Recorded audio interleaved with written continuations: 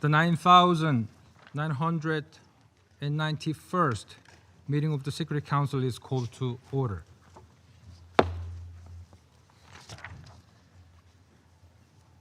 I should like to take this opportunity to pay tribute on behalf of the Council to His Excellency Mr. Alvaro de Alba, Permanent Representative Panama, for his service as President of the Council for the month of August. I'm sure I speak for all members of the Council in expressing deep appreciation to Ambassador Alvaro de Alba and his team for the great diplomatic skill with which they conducted the Council's business last month. I thank you, Mr. Ambassador. The provisional agenda for this meeting is maintenance of international peace and security, the future of peace operations, key issues, opportunities, and challenges in the context of the review on the future of all forms of UN peace operations.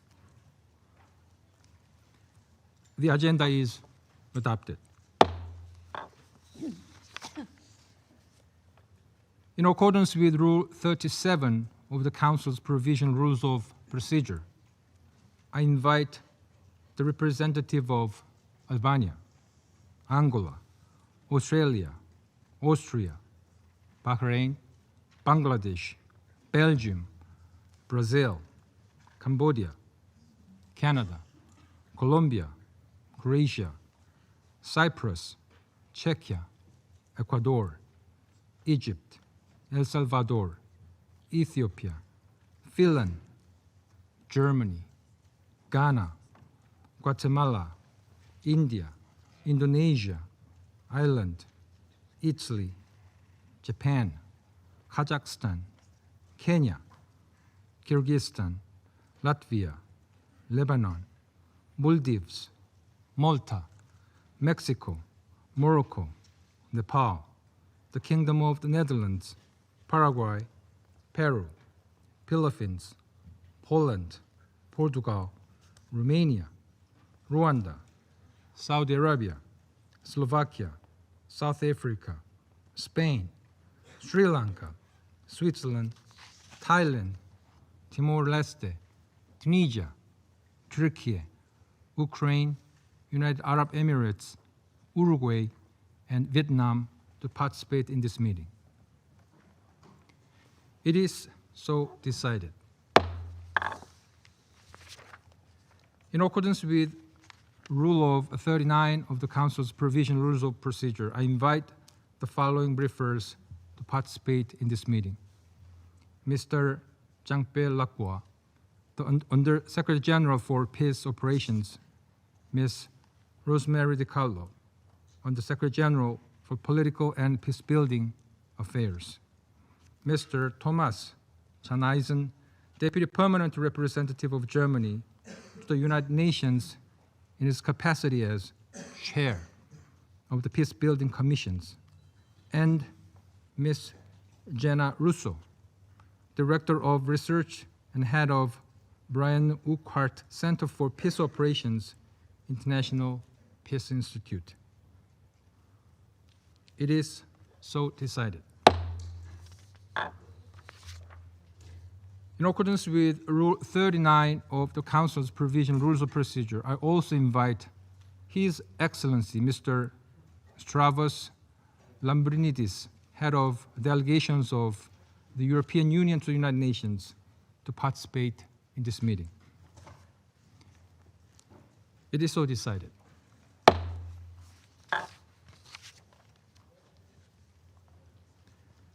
The Security Council will now begin its consideration of item 2 of the agenda.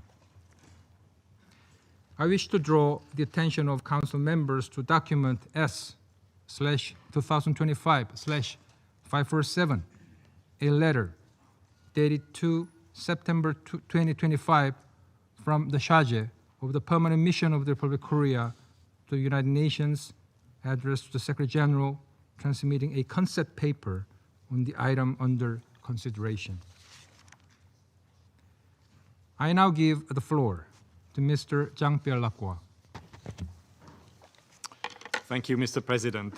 I welcome this opportunity to brief the Security Council, and I thank the Republic of Korea in coordination with Denmark and Pakistan for organizing today's open debate. Let me first sincerely thank Member States, civil society, and others who contributed to the review on the future of peace operations. We have received more than 60 submissions. Each submission is being carefully reviewed.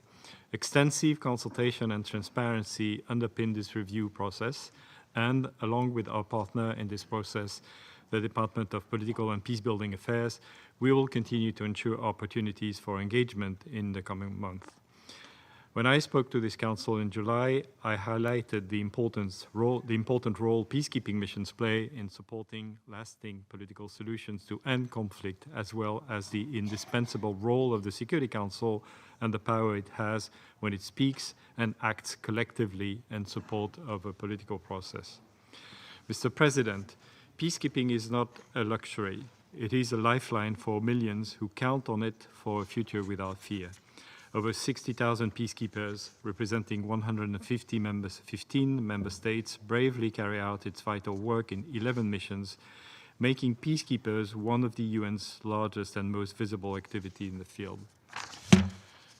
I salute the women and men deployed in our missions who on a daily basis make a difference by protecting civilians, clearing mines and explosive remnants of war, patrolling villages and towns, monitoring ceasefires, and mediating conflict at the local level and preventing conflicts from spilling out of control.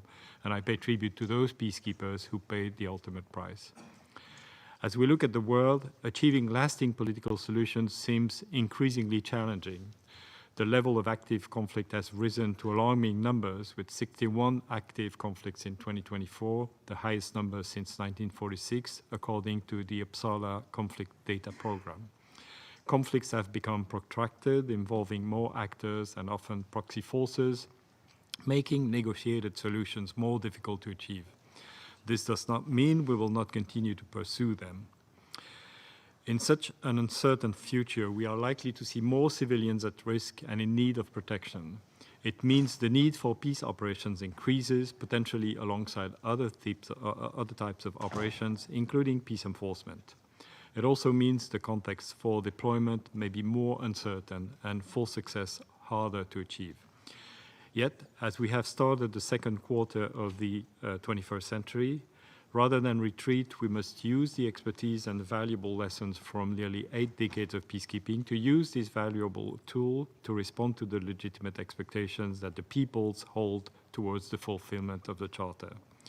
But we need not wait for the peace operations review to continue proactively doing our utmost to strengthen the effectiveness of UN peacekeeping.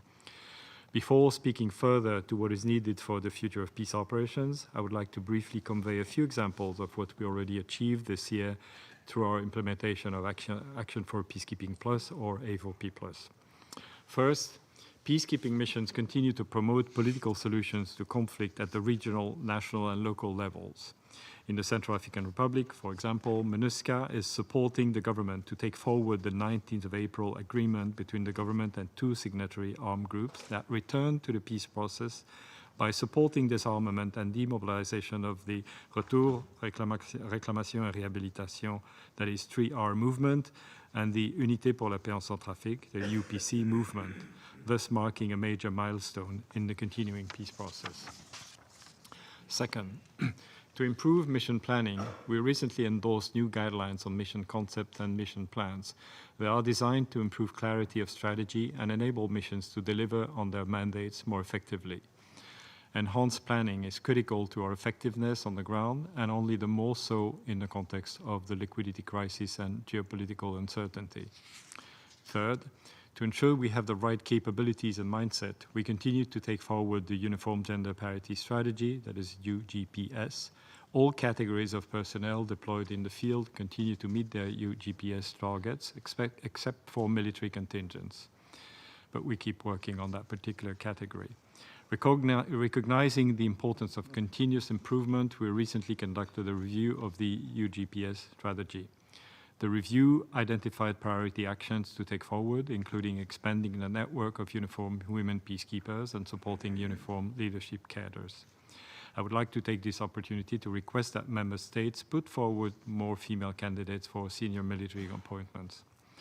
We are also refining and augmenting specialized training. The Triangular Partnership Program, that is TPP, added new training modules on counter-IED and explosive hazards.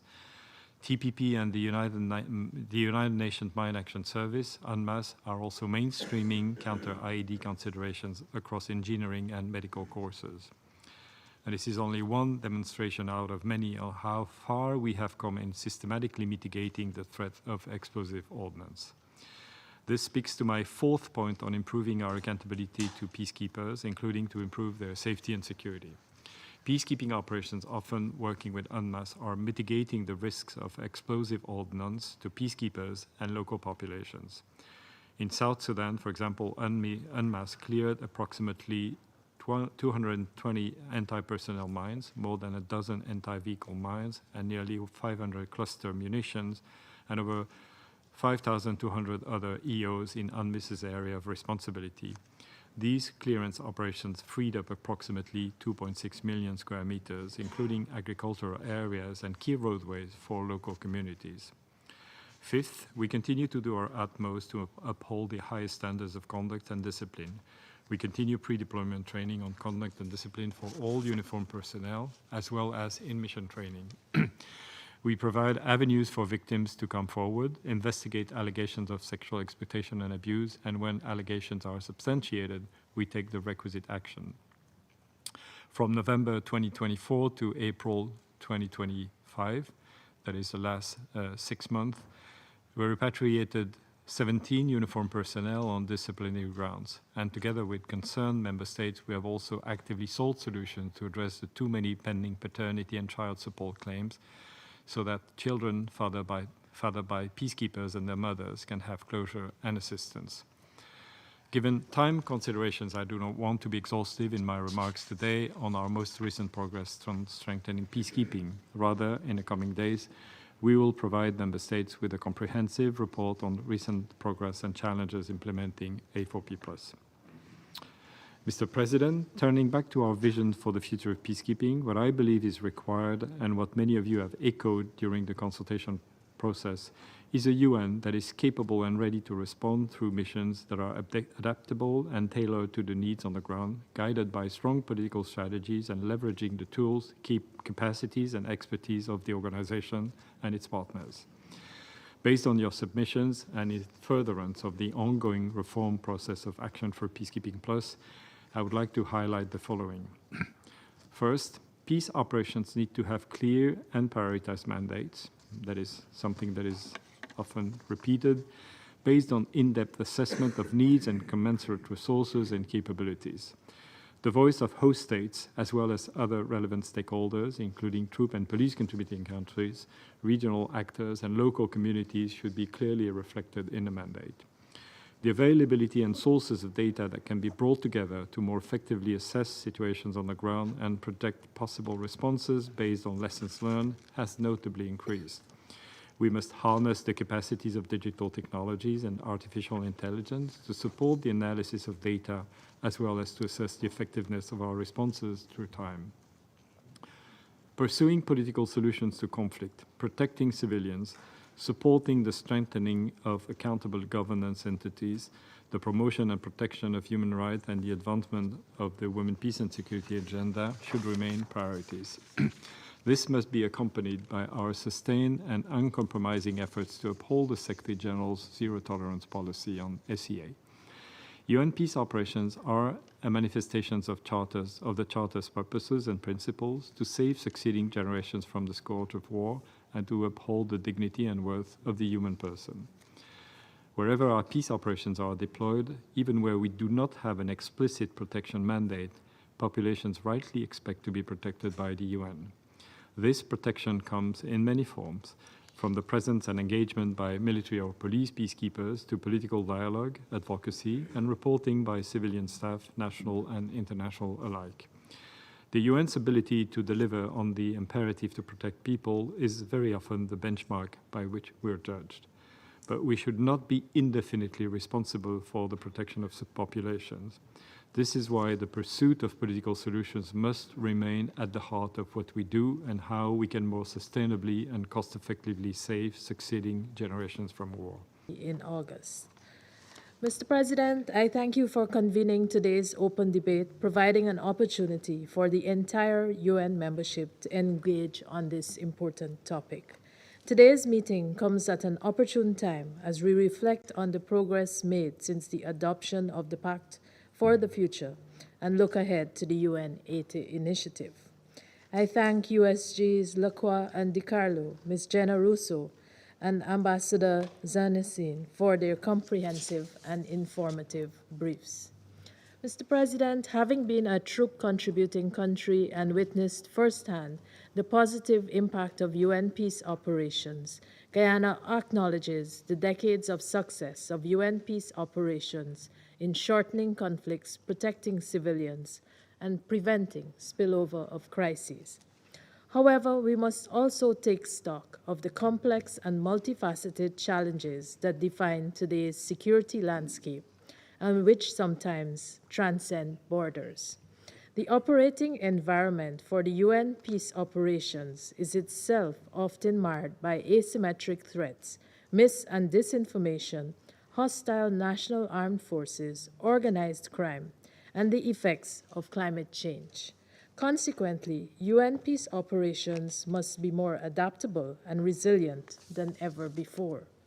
Moreover, agility and efficiency must never be achieved at the expense of core non-negotiable mandates: the protection of civilians, including children, the promotion of human rights, and the full implementation of the Women, Peace and Security agenda are not ancillary functions. They are the very essence of our collective efforts to build sustainable peace and must therefore be part of the core peacekeeping operations. These priorities are strategically and politically necessary for the mission's long-term success. We must therefore ensure that they are maintained across all types of missions, even those with smaller footprints. Mr. President, Guyana is of the firm belief that prevention is not only more humane, but also more cost-effective than intervention.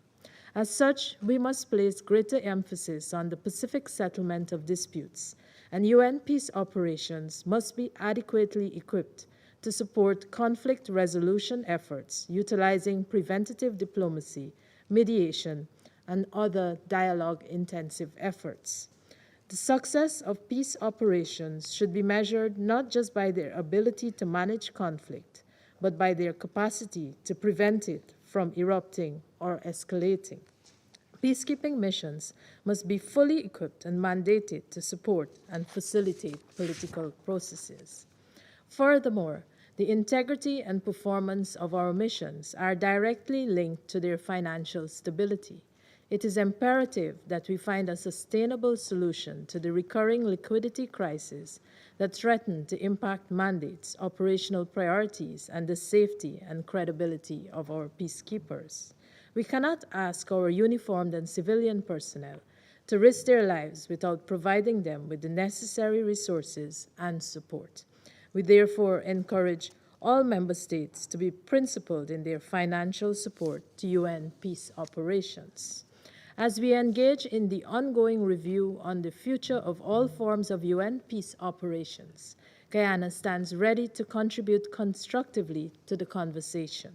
We believe in the primacy of politics, protection of civilians, cooperation with host countries, and other principles of action for peacekeeping and the Action for Peacekeeping Plus, which aim to make missions more effective, safer, and better equipped, and share the view that these can serve as steadfast guideposts. Let us work together to ensure that our peace operations are not only fit for current challenges, but are also robust, agile, and well-equipped to meet the crises of tomorrow. I thank you. I thank the representative of Guyana for the statement. I now give the floor to the representative of Algeria. Thank you, President. At the outset, I wish to express our sincere congratulations to Panama for the successful presidency during the month of August. I also wish to convey our full support to the Republic of Korea for its presidency during this very difficult month of September. And also to commend the Republic of Korea for convening this important debate and convey my appreciation to USG DiCarlo and USG Lacroix and the representative of Germany for their briefings. I also thank Mrs. Jenna Russo for her presentation. I seize this opportunity to pay tribute to the Blue Helmets and express Algeria's gratitude for their tremendous sacrifices. President, we are at a crucial phase for UN peace operations due to a changing security landscape and challenging times for our organization. Last year, the Pact of the Future has set the tone through the request of a review of all forms of peace operations. And we reiterate our call for an inclusive consultation process to produce a comprehensive review that paves the way for adaptable, effective, and fit for purpose peace operations.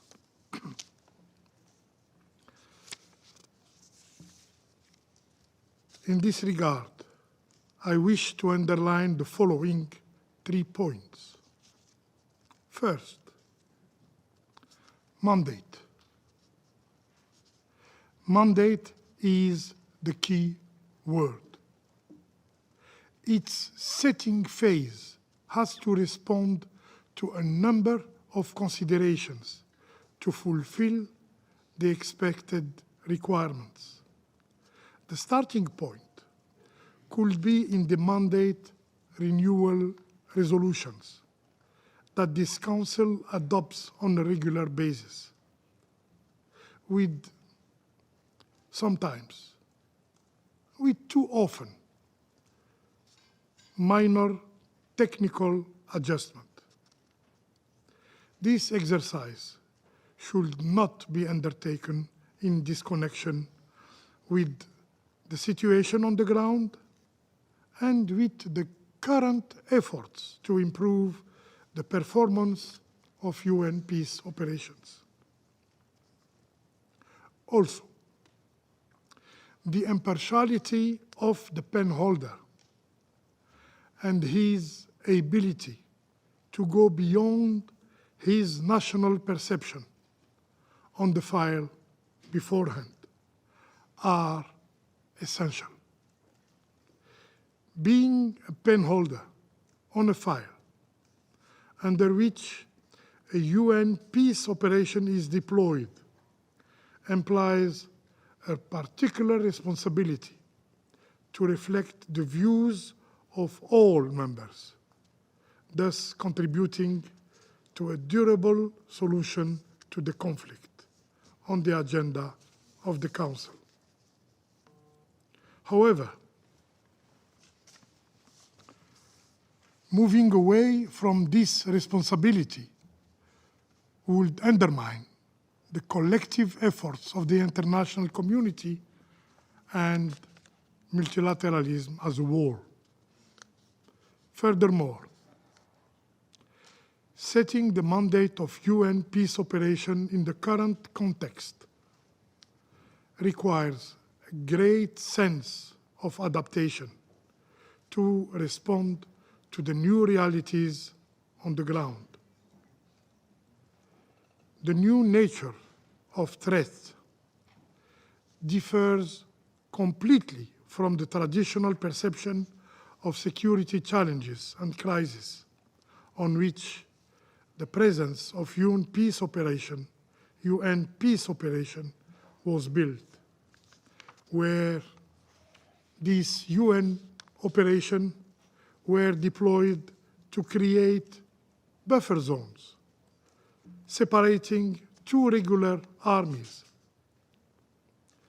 We are currently facing different challenge with hybrid threat.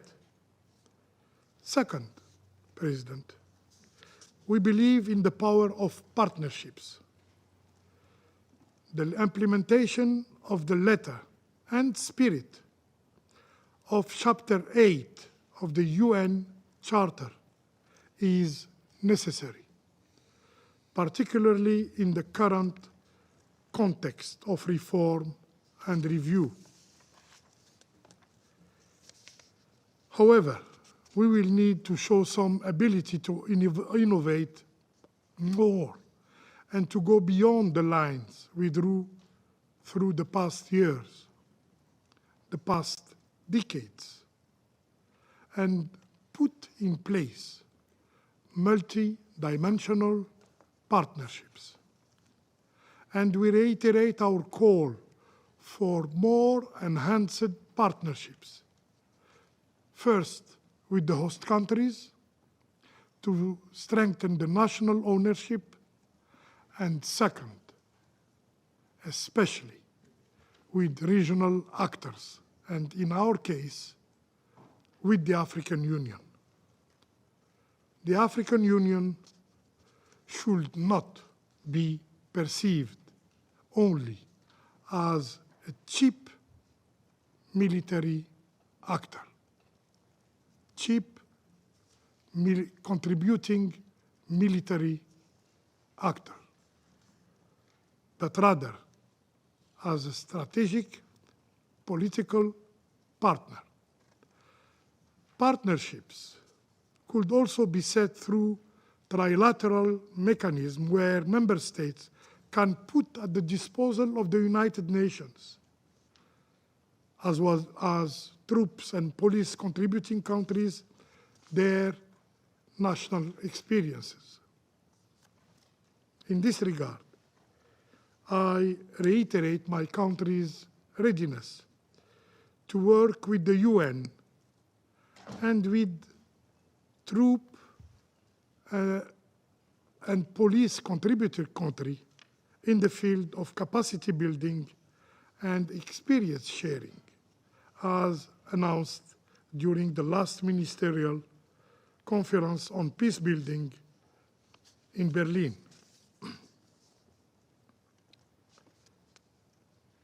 In this context, it is worth noting that my country, Algeria, has trained during the last decade more than 17,000 African officers from more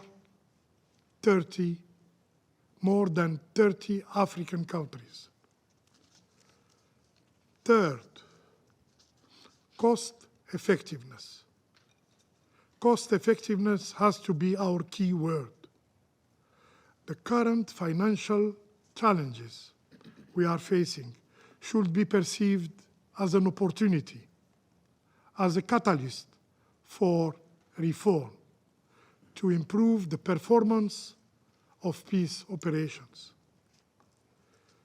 We need, in this regard, to make a clear distinction between cost effectiveness, prioritizing resources, and indiscriminate budget cuts. Cost effectiveness should not be equated with doing less. Rather, it should mean doing better, delivering more strategic, focused, and result-driven missions with the resource at hand. Cost effectiveness comes also through more investment in prevention, in mediation, and in good offices. It comes through investment in a viable political project around which the presence of a UN peace operations should be designed with a clear end state. President, to conclude, UN peace operations remains as an essential tool to maintain international peace and security, our mandate. They represent a clear expression on how multilateralism can contribute in stabilization and conflict resolution efforts. I thank you. I thank the representative of Algeria for the statement. I now give the floor to the representative of the United States. Thank you, Mr. President, and let me congratulate you on assuming the presidency. I'd also like to thank Undersecretary General Lacroix, Undersecretary General DiCarlo, Ambassador Zanison as PBC Chair, and Jenna Russo from IPI for your briefings and insights today. The United Nations has a unique role in addressing many of today's most difficult and sensitive conflicts, but UN peace operations today struggle with a system that is in need of reform and reprioritization. The United States therefore continues to advocate UN return to its foundational purpose of maintaining international peace and security. In other words, we need to get back to basics. As part of these larger UN reform efforts, UN peacekeeping in particular must be more accountable, adaptable, and transparent. In doing so, the UN will be better able to exercise its comparative advantages, including by deploying multinational, tailored, targeted solutions to address peace and security problems. First, to improve accountability, excellence in performance must be better rewarded and incentivized. At the same time, expedient and consistently applied consequences must also be imposed, including for performance failures, conduct and discipline issues, resource mismanagement, inaction in the face of impediments to missions' mandates, and non-intervention when imminent threat of physical violence against civilians arise. Reforms should ensure the UN has clear and consistent performance standards for both uniformed and civilian personnel, and transparent accountability mechanisms that are used to address underperformance in the efficient execution of mandates. Similarly, both individual perpetrators, as well as TCC and PCCs must be held to account for instances of sexual exploitation and abuse as appropriate, without political consideration. Second, to increase transparency, UN headquarters, in cooperation with peace operations at the mission level, must engage in integrated planning. This includes both headquarters-level scenario planning as well as integrated military and civilian mission planning. These efforts will ensure UN peace operations have actionable end states and timeliness, clear and demonstrable metrics to achieve these end states, and a streamlined support structure that both fosters innovation and responsibly allocates shared resources. Missions must be able to showcase their progress and activity collectively, work themselves out of a job. To support transparency, reforms are needed to ensure clear mandates articulate a desired goal or end state, prioritize available resources, and provide the flexibility for mission leaders to determine how best to achieve those goals based on dynamics on the ground. Reforms are also needed to ensure the Council is provided with regular, frank assessments and realistic recommendations, not just what it wants to hear. These efforts to increase transparency are necessary so all members can see a concrete, measurable return on our investment. Third, to empower adaptability, peace operations need to reflect the political and operational realities of the moment. These include the need for clear and focused mandates, tasks, and support structures, which will help gain buy-in and make significant contributions to diffusing and resolving conflict through peace operations. Targeted and achievable mandates, rather than burdensome mandates, will also help address the growing trust deficit facing peace operations today. Reforms for adaptability can include the modular approaches suggested in the DPO's recent study on the future of peacekeeping, which would help ensure peace operations are focused, nimble, and context-specific. This can also be accomplished through adaptive planning, structural changes that support flexibility, and incentives for thoughtful risk-taking rather than an acceptance of the status quo. In conclusion, Mr. President, the United States remains concerned about the UN's bureaucratic inefficiencies, politicized initiatives, and burdensome mandates that inhibit clear prioritization and strain resources. President Trump is steadfast in his goal of restoring peace across the world. And President Trump also has made clear the UN needs to focus on its core mandate to better position it for success. That is why we continue to advocate for significant reforms to the UN, including through the review on all forms of peace operations. Progress in responding to this pivotal time in the transformation of the UN will require broad political backing, operational wherewithal, and visionary leadership. We must be ready to meet the moment. Thank you, Mr. President. I thank the representative of United States for the statement. I now give the floor to the representative of Denmark. Thank you, Mr. President. And I once again congratulate the Republic of Korea for assuming the presidency of the Council and thank Panama for an excellent presidency in August. Mr. President, 1 year ago, world leaders convened in New York to adopt the Pact for the Future. It was a moment of hope and determination, driven by a collective recognition to adapt our institutions, including UN peace operations, to the challenging realities of our time. Today's debate is an important step in achieving this objective, so let me commend the Republic of Korea for convening this timely open debate as a continuation of the TRIO initiative with Denmark and Pakistan. Let me also thank USG Lacroix, USG DiCarlo, Ambassador Sanizin, and Dr. Rousseau for their briefings and recommendations. Mr. President, UN peace operations represent multilateral solidarity at its finest. Around the world, communities offer their most precious resources, their people, in support of peace. This is the promise of the UN Charter in action. Today, however, this promise is challenged like never before. As we engage in the review process, as well as the UN 80, we strongly believe that we cannot do so as a routine exercise. We must view it strategically and grasp it as an opportunity to rethink and recommit. Allow me to address 3 critical areas. First, on the matter of mandate design. In March, we heard strong calls for mandates that are clear, focused, and achievable. Mandates that place the protections of civilians at their core. But building peace is not a zero-sum game. The need for precision and protection must not come at the expense of long-term and inclusive peace building. Political engagement, institution building, transitional justice, the promotion of protection of human rights, and the advancement of the WPS agenda are not optional, they're fundamental.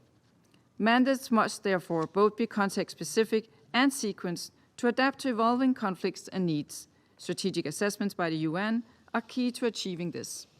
Second, Mr. President, in the context of an increasingly complex landscape, we must safeguard and strengthen the core capacities that allow peace operations to respond in an integrated, swift, and effective manner. These include not only uniformed personnel and logistics support, but also critical civilian expertise in political affairs, mediation, rule of law, gender, climate security, and digital technology. Planning capacity across civilian, military, and police components is essential. Without this, approaches become siloed, accountability is unclear, and mandate implementation is hindered.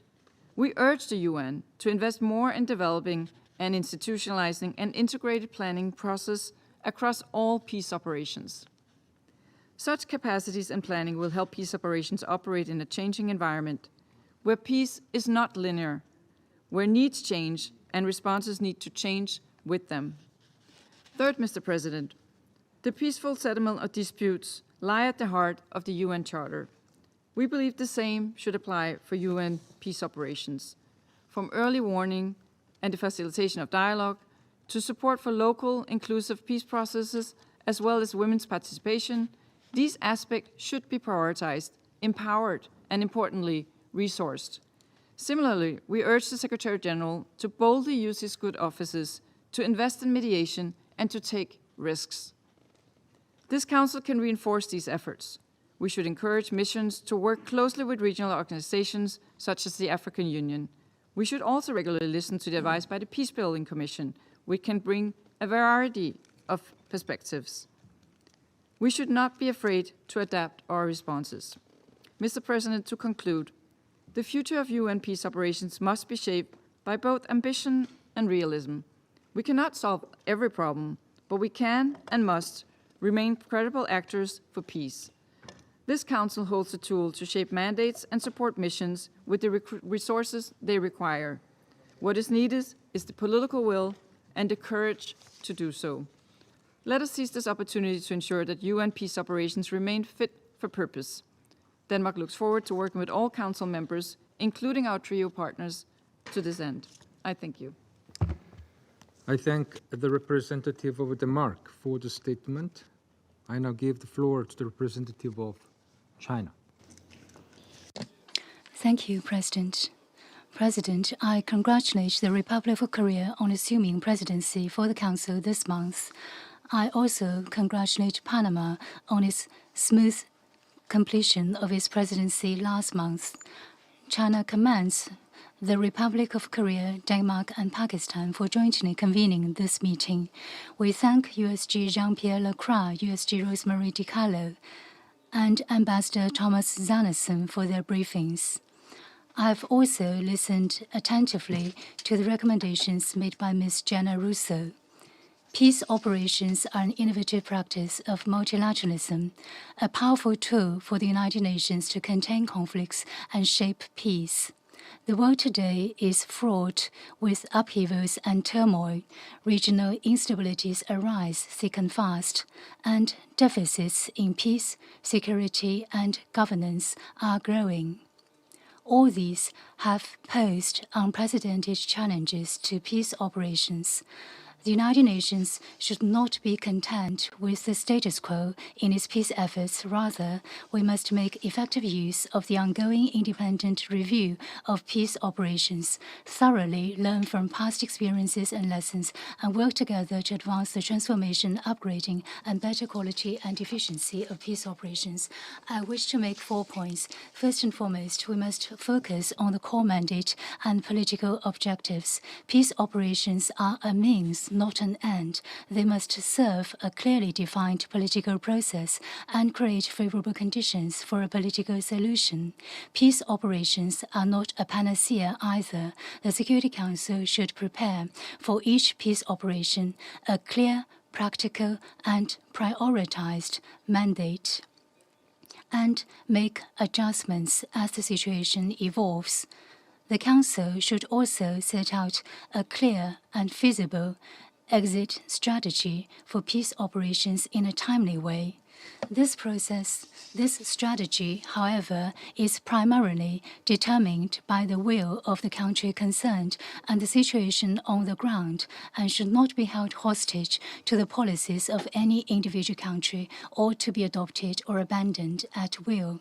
Second, the performance of peace operations must be fully enhanced. The efficient use of resources is the very duty of peace operations. A culture of efficiency should be promoted throughout the entire process.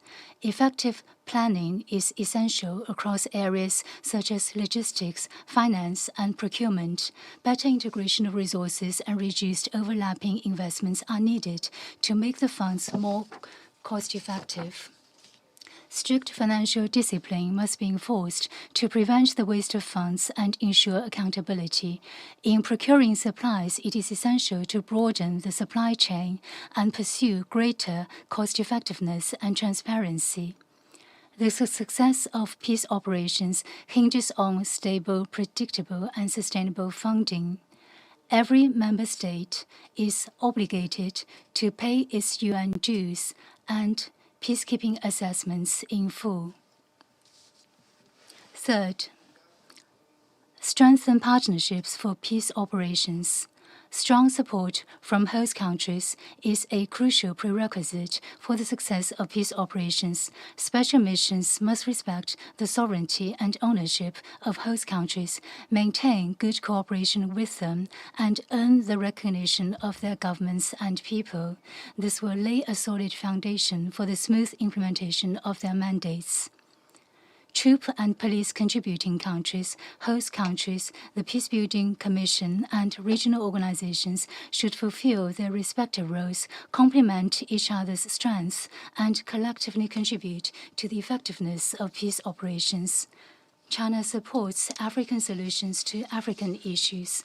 We look forward to the early operationalization of the framework arrangements set out in Security Council Resolution 2719 to provide sufficient, predictable, and sustainable funding for the AU-led peace operations. Fourth, the safety and security of peacekeepers must be effectively guaranteed. In recent years, peacekeepers have faced increasingly grim security risks. The entire UN system must improve its emergency response mechanisms to minimize casualties. China supports the Secretariat and the missions in continuing to implement Council Resolution 2518, strengthening capacity building in areas such as situational awareness, reconnaissance and surveillance, and medical evacuation. This will provide peacekeepers with comprehensive, multi-tiered security guarantees. Attacks against peacekeepers must not go unpunished, and accountability mechanisms should be put in place and improved later on, and host countries should be supported in their best efforts to investigate and bring the perpetrators to justice. President, as a major troop contributor and the second largest financial contributor to UN peacekeeping, China has consistently supported UN peace operations with concrete actions.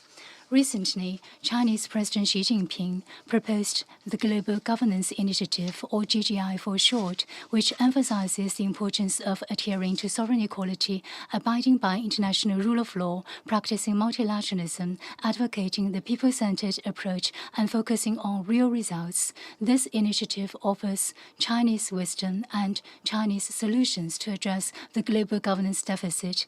Guided by the GGI, China will continue to actively support and participate in UN peace operations and work with all parties to make unremitting efforts to safeguard international peace and security. I thank you, President.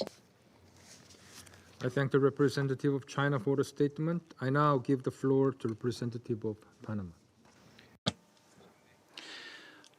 I would like to thank the President and other distinguished colleagues for their kind comments congratulating me on my management of the Security Council in the month of August. And I very much appreciate this praise, which isn't perhaps always due. I'd like to thank the Republic of Korea for organizing this meeting and the briefers, Monsieur Jean-Pierre Lacroix, Rosemary DiCarlo, Thomas Zahn-Eisen, and Jenna Russo for their briefings. The ministerial conference in Berlin and recent dialogue and research, including the Peacebuilding Architecture Review, show just how essential it is that we concentrate on adapting peacekeeping operations to all of the new challenges that exist on the ground. These challenges include the rise in extremism, the speeding up of climate change, very many times intentionally brought on as a result of the fight for natural resources, the use of algorithms as a weapon of impunity in elections as well as a weapon of war. Each of these challenges must be addressed in coordination with all actors involved, and this must be done immediately. We must take into account science and expert research which closely follow the new dynamics and the developments in challenges on the ground with regard to peacekeeping operations. And this suggests that we should focus on the people that we serve. This developing situation gives us the opportunity to review the efficiency and reform those practices that are now outdated. They should be updated and adapted depending upon their respective mandates. To operationalize all of this requires a strengthening international cooperation together with the private sector, international financial institutions, and development banks, with close cooperation with local authorities, the communities that we serve, and regional organizations.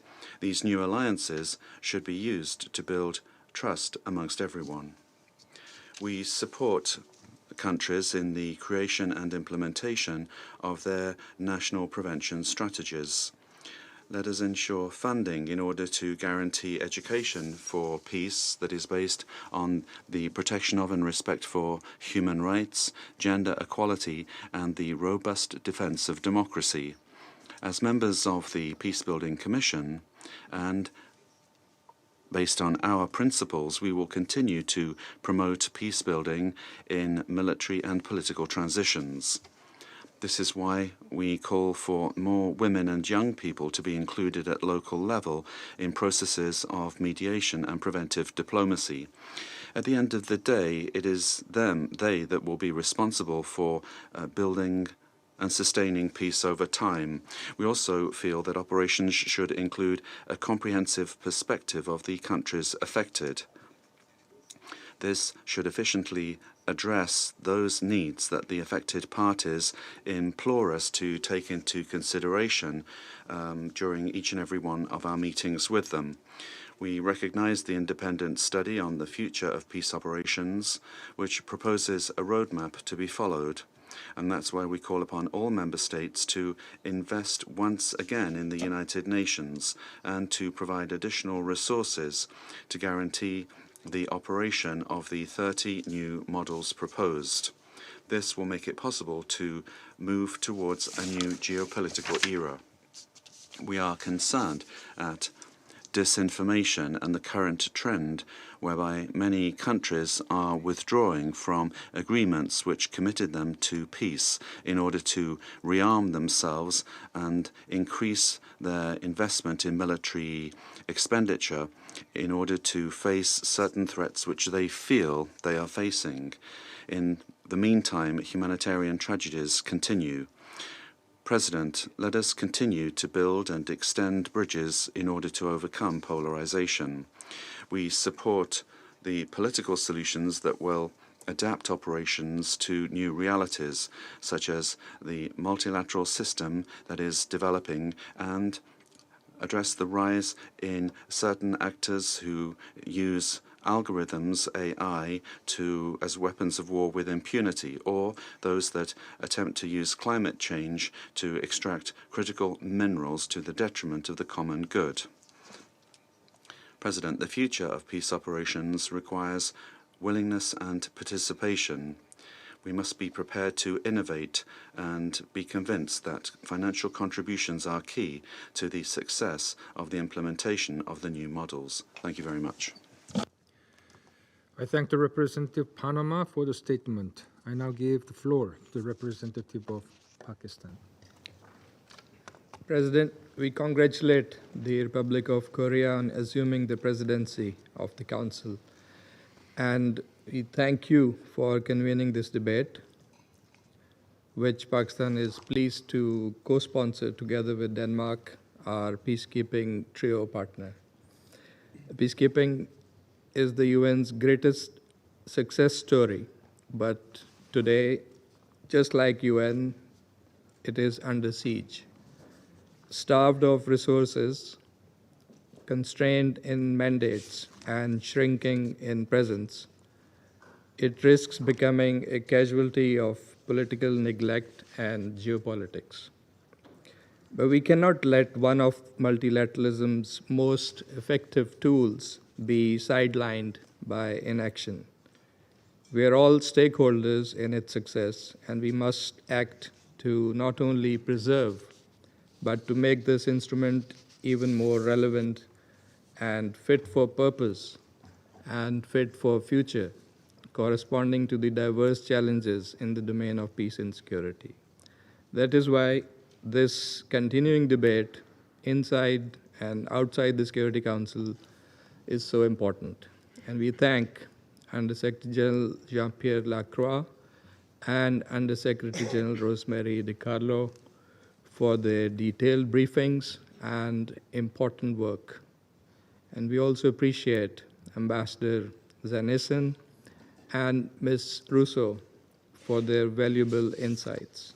President, UN peace operations are facing another period of crisis. Conflicts are multiplying, as we are told, yet UN's response is dwindling. No new mission has been deployed since 2014.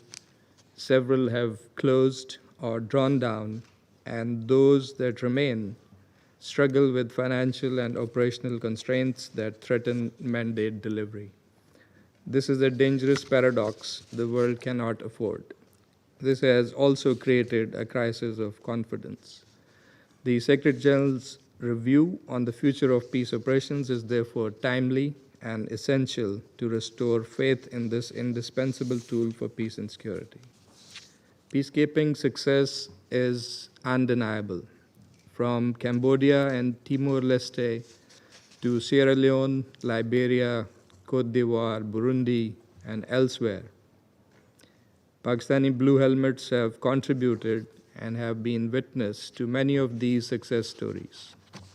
Strong support shown at the 2025 Berlin Peacekeeping Ministerial confirmed that member states remain committed to UN peace operations. Yet, endorsement must translate into action. Pakistan has consistently stressed the primacy of politics, tailored mandates, the peace continuum, the prevention and peace-building dimensions, and the importance of strong partnerships for more effective peacekeeping.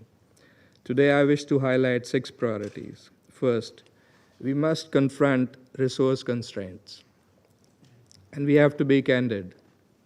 With a budget of just $5.4 billion, which is less than 0.2% of global military spending, peacekeeping remains the most cost-effective instrument of peace. Yet, liquidity crises and delayed payments erode credibility and create dangerous vacuums. Assessed contributions must be paid in full and on time. Efficiency drives such as UN80 should enhance performance without hollowing out essential uniformed and civilian capacities. Second, the protection of civilians must remain central. This principle arose from the UN's darkest failures in Rwanda and Srebrenica. Yet today, resource scarcity is cited to justify backsliding. Protection of civilians is not optional. It is both a moral duty and a strategic necessity. Mandates must be strengthened, resourced, and backed by accountability of mission leadership. Third, the troop and police contributing countries which shoulder the burden in the field remain, unfortunately, mostly excluded from crucial decisions. This divide between mandate drafters and mandate implementers must end. Structured consultations with troop and police contributing countries at every stage are vital to mission success. Fourth, the safety and security of peacekeepers must be ensured. accountability to peacekeepers must be real. Attacks on them must be investigated and prosecuted to create deterrence. And fifth, peace operations must support peaceful settlement of disputes and address root causes. Missions should be empowered to sustain ceasefires, deter escalation, and foster dialogue, including through the Secretary General's good offices and preventive diplomacy. The value of UN presence is even more in complex environments. It also provides transparency, restraint, and legitimacy in volatile contexts. This reaffirms the broader principle that peacekeeping is not only about managing conflicts, but also about upholding international legitimacy and preventing escalation of unresolved disputes. And finally, peacekeeping must evolve, not retreat. Missions should responsibly adopt new technologies, address climate-related security risks, deploy more women peacekeepers, and engage local communities. They must be designed with clear priorities, achievable tasks, and credible leadership. Obviously, there is no one-size-fits-all in peace operations. We should continue to optimally draw on the wide range of possibilities, from special political to peacekeeping missions as appropriate. And we should be able to do that while conforming to the UN Charter and learning from the history and unique experience of UN peacekeeping, as many of our briefers also noted today. Mr. President, for over 7 decades, Pakistan has stood firmly with the United Nations in the cause of peacekeeping. We also host one of the oldest UN missions, the United Nations Military Observer Group in India and Pakistan, deployed in Jammu and Kashmir. More than 250,000 Pakistanis have served in 48 missions, often in the most difficult environments. The sacrifice of 182 of our peacekeepers is a testament to our enduring commitment to the Charter and to multilateralism.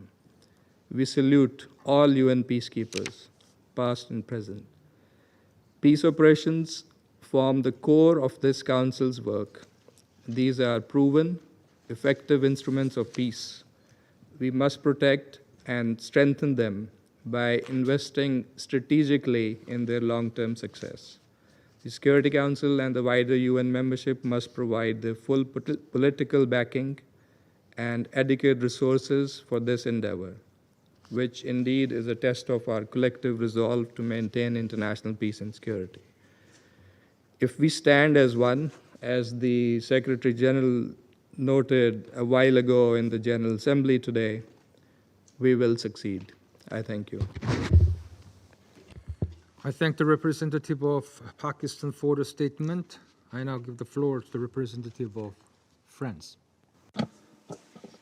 Mr. President, I congratulate you at the beginning of your presidency, and I welcome the permanent representative of Panama and congratulate him on the presidency for last month. I thank Under-Secretary General Monsieur Jean-Pierre Lacroix,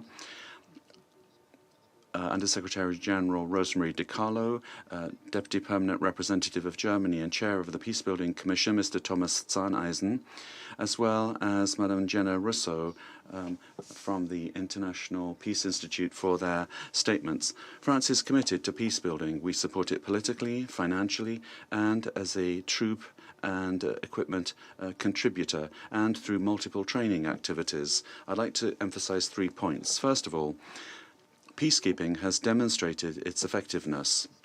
The United Nations has indisputable legitimacy and a unique ability to generate and project power. Improving mission performance must enable the full implementation of their mandates and enhance the safety of blue helmets. France reiterates its commitment to effective multilateralism, of which peacekeeping is one of the main instruments of concrete action for peace and international security. The successes of peacekeeping are many. Sierra Leone, seated at this table, can testify to this. Liberia, which will be seated here next year as well. In Cambodia, Namibia, Timor-Leste and elsewhere, the United Nations has contributed to the return of peace. Moreover, the benefits of peacekeeping continue to be demonstrated in very many situations. In a difficult context and despite hindrances, MONUSCO continues to play an indispensable role in protecting civilians. It saves the lives of civilians threatened by armed groups in the areas where it operates in the east of the country. It is the only international force still present in the country, and it has the capacity and legitimacy necessary to contribute to the implementation of peace agreements when the time is right, notably through the verification of ceasefires. MONUSCO, through effective cooperation with the government of the Central African Republic and its armed forces, has made significant progress in extending state authority and in improving security. These advances, which must be consolidated, benefit the civilian population, which it helps to protect, as well as the stabilization of the region. UNIFIL has achieved significant results on the ground since the ceasefire was signed in November of 2024.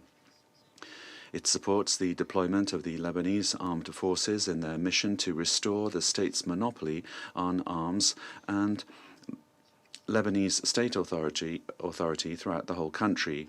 The recent unanimous renewal of its mandate through Resolution 2790 will allow it to continue its operations for 16 months and support the strengthening of the Lebanese armed forces. For peacekeeping to be effective, there must be a strong commitment on the part of the Member States and the United Nations overall. Missions require the necessary resources that are adapted to the imperatives of their mandates and the realities on the ground. All Member States must pay their mandatory contributions in full and on time. France calls on everyone to act responsibly. Political objectives must dictate the resources allocated to missions and not the other way around. This Council must live up to the responsibility conferred upon it by the Charter, namely guaranteeing peace and international security. Deploying peacekeeping operations is an instrument which serves political objectives within a clear and robust framework. Their success depends on the political will of Council members, which is sometimes lacking. Mr. President, peacekeeping is not a panacea. It can and it must adapt to contemporary challenges and become more efficient. France, therefore, supports reform efforts, particularly within the framework of the Pact for the Future and UN 80. It honors the courage of peacekeepers and the memory of those who made the ultimate sacrifice. History shows that the Security Council can achieve many things, provided that it give itself the means to match its ambitions. We must ensure that we do not organize ourselves in a way that will lead to our own powerlessness or sabotage our capacity for action. France remains determined to act in accordance with the spirit of the Charter. Thank you. Thanks for the statement. I now give the floor to the representative of Somalia. Mr. President, I would like to take this opportunity to congratulate the Republic of Korea for assuming the presidency for the month of September. You can count on our support. I also would like to thank Panama for their able way in which they steered the Council's work last month.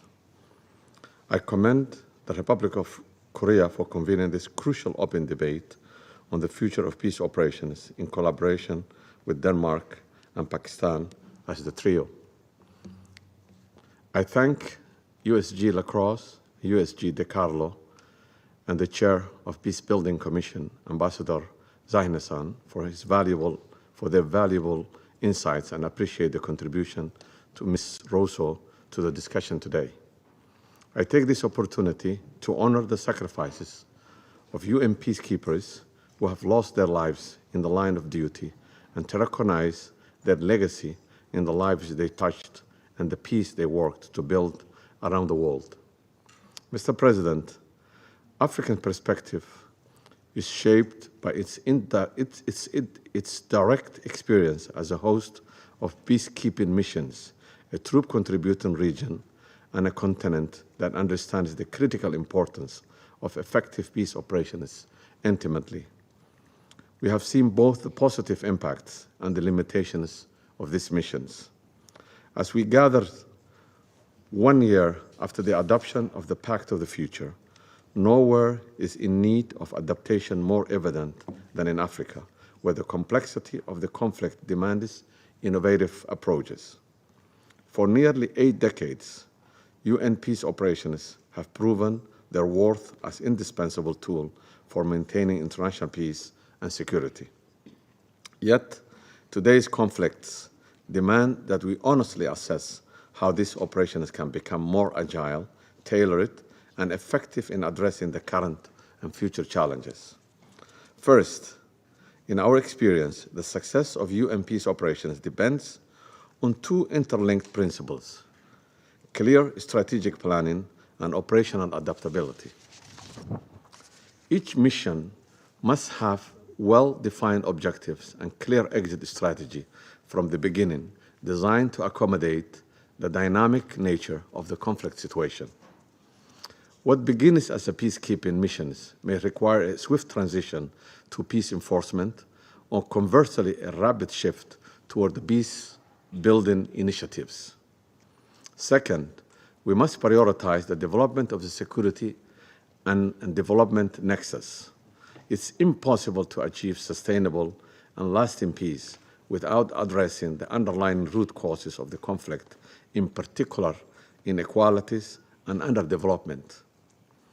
This is why we strongly advocate for the increased nationalization of UN posts and prioritization of local procurements. This strategy builds sustainable local capacity and positively contributes to the mission's responsiveness and legitimacy on the ground. Investing in local economies in post-conflict setting is not just about operational efficiency, it's a direct investment in peace building and reversing the despair that fuels the conflict. Third, as we consider the UNAID initiatives and potential reforms, we must be vigilant that the financial constraints do not undermine the essential capacities needed to respond effectively to peace and security crises. Member states must commit to a predictable, adequate, and timely funding that enables missions to fulfill their mandates without compromising on the quality or the safety. Fourth, we welcome the renewed focus on strengthening the peace operations role in mediations, preventing diplomacy, and utilizing the Secretary General's good offices. Sustainable peace requires inclusive political solutions that prioritize dialogue, reconciliation, and genuine national ownership of the peace process. Fifth, Africa's Silence in the Gun initiative exemplifies the commitment to breaking the cycle of the conflict and building a sustainable peace. We must strengthen system-wide cooperation, particularly through AU-UN hybrid operations. We must build on the historic adoption of the Security Council Resolution 2719 to reinforce the UN-AU partnership. This includes ensuring predictable and sustainable financing for African Union-led peace support operations and enhancing coordination mechanisms. Mr. President, as we look toward the completion of the Secretary General's review, we emphasize that the guiding principles of action for peacekeeping and actions for peacekeeping plus must remain central to our reform efforts. The review presents an unprecedented opportunity to reshape UN peace operations for contemporary challenges, but this transformation must be guided by the experiences and needs of those most directly affected by the conflict. In closing, we remain steadfast in our commitment to working with the Security Council and all member states to ensure that future UN peacekeeping operations are more adaptable, effective, and responsive instruments for maintaining international peace and security. Our goal must be to ensure that when UN mission departs